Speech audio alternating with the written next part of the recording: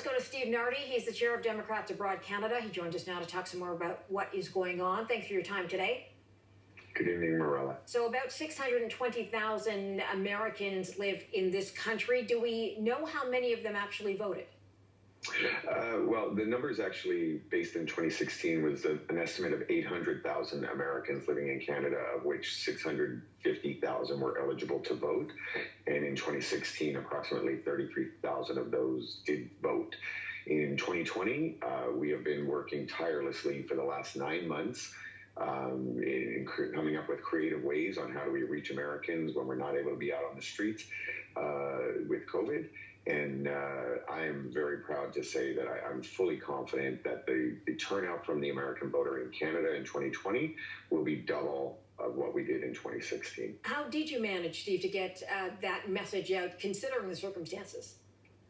With a tremendous core of hundreds of volunteers who put in thousands of hours of work, whether our phone banking team that made 105,000 phone calls to Americans, not only in Canada, but around the world, encouraging them to vote. That was out of an effort, global effort of 600,000, that much was done by volunteers in Canada. We had a very significant digital strategy team implementing a wide range of activities on how to get our message out.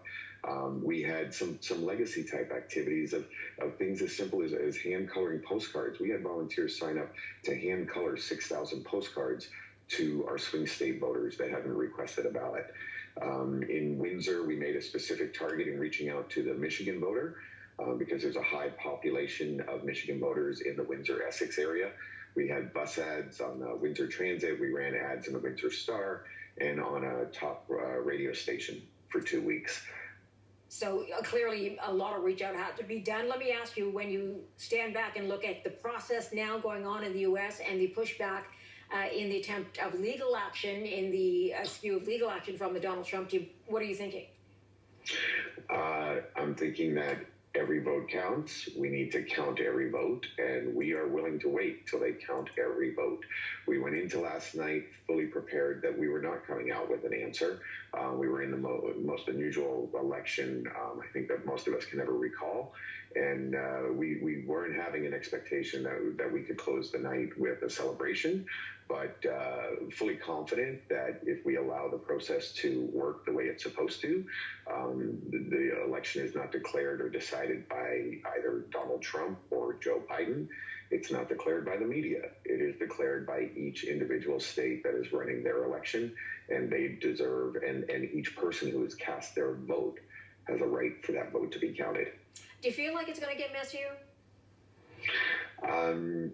I have some concerns that if the outcome goes to where it does appear to be headed and Joe does secure the victory, I do have some concerns over what the following couple of months might look like. Got it. And were you around in 2000 when it got a little bit ugly as well?